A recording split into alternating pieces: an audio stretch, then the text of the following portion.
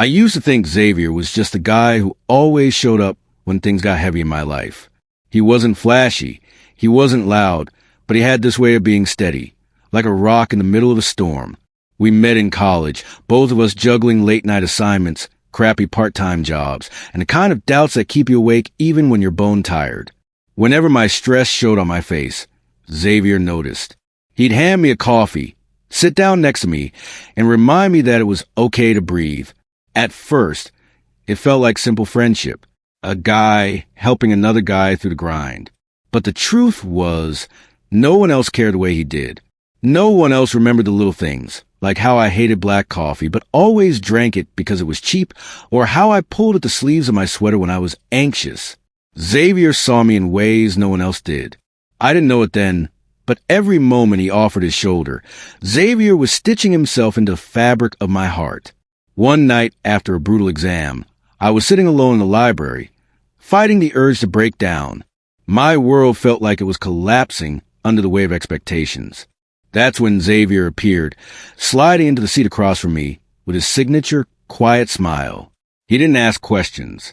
He just placed a candy bar in front of me and whispered, "You're stronger than you think." That simple sentence hit harder than anything. For the first time in weeks, I laughed.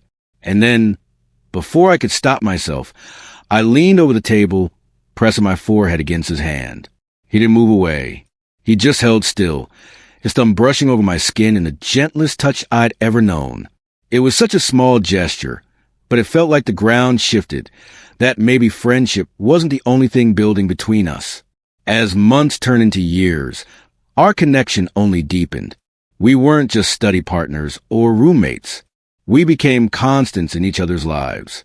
When I was sick, he stayed up all night making sure I had water and medicine. When he bombed a presentation, I sat with him in silence until he found his words again.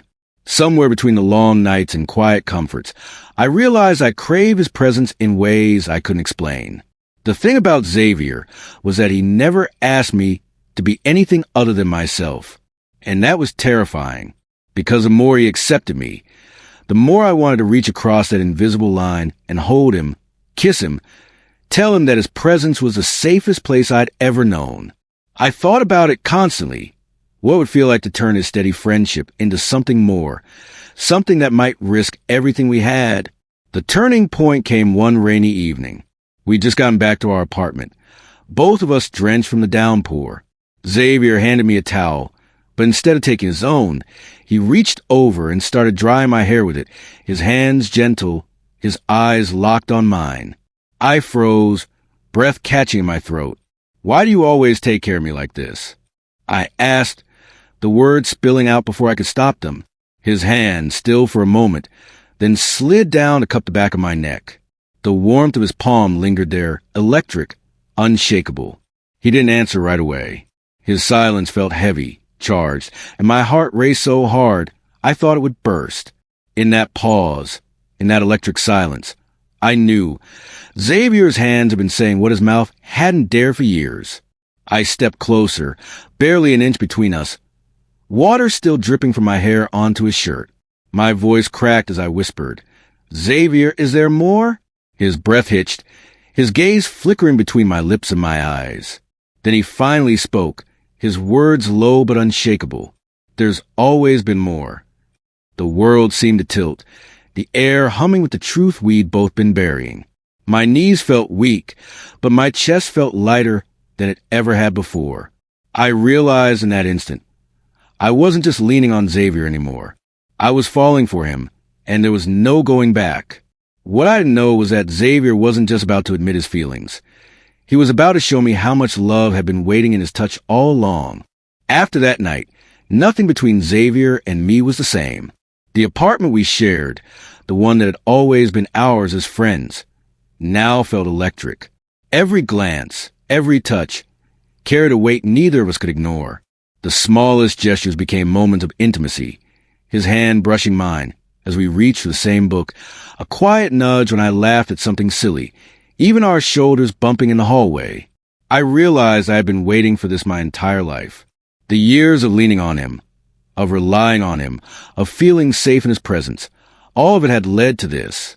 And Xavier, he had always been feeling it too. The realization hit me with the force of a freight train. Love doesn't wait for the perfect moment. Sometimes it's hiding in plain sight, and you only notice it when you risk everything by looking straight at it. A few nights later, he invited me out for a quiet walk in the city park. Rain had just stopped, leaving the streets glistening under street lamps. Xavier's hand found mine mid-step, fingers threading together naturally, as if it had always been meant to be. I looked up at him, our reflections mirrored in puddles on the ground. "You've been in my life for so long," he said softly, "that sometimes I forget what I was like before you." His gaze was steady, deep and unwavering. "I can't imagine a future without you." I felt my chest tighten. I wanted to tell him the same thing, to confess that I had been carrying this secret for months. I wanted to lean in and let the world dissolve around us. And then it happened. Without thinking, without hesitation, I leaned in, and Xavier's lips met mine with a tenderness that felt like home. That kiss changed everything. It wasn't just passion. It was years of unspoken trust, of shared laughter, of shoulders leaned on in moments of weakness. We pulled back just enough to look into each other's eyes, both of us trembling, both of us smiling. It was bold, but it felt right. From that moment on, our relationship shifted seamlessly. We were still partners in life, still leaning on each other, but now there was a new energy, a charge in every shared glance, a thrill in every touch. Even mundane tasks became intimate. Cooking dinner together, walking the dog, or just sitting side by side watching TV. Every touch, every smile was a reminder that we had found something rare. I realized in that love isn't always loud or dramatic.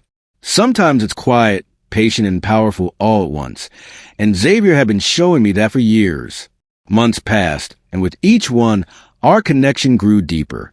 We talked about everything, dreams, fears, and the future. It was during one of those late-night talks, curled up in the living room with blankets and soft music, that Xavier asked a question I had secretly hoped for. "Do you see us forever?" he whispered, his fingers brushing against mine.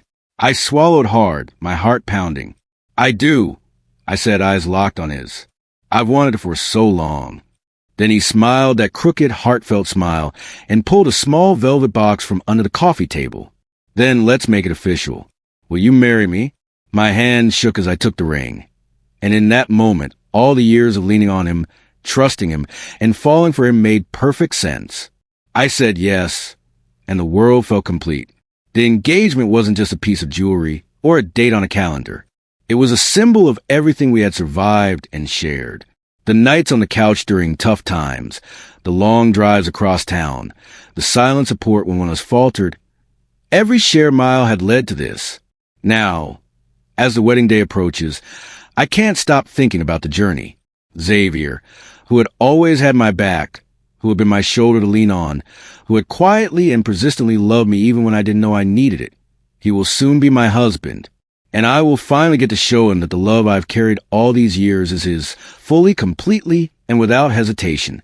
From friends to partners to lovers to soon-to-be husbands, Xavier and I have discovered that love grows in the quietest, most steadfast ways, and that the man who is your back will sometimes hold your heart too.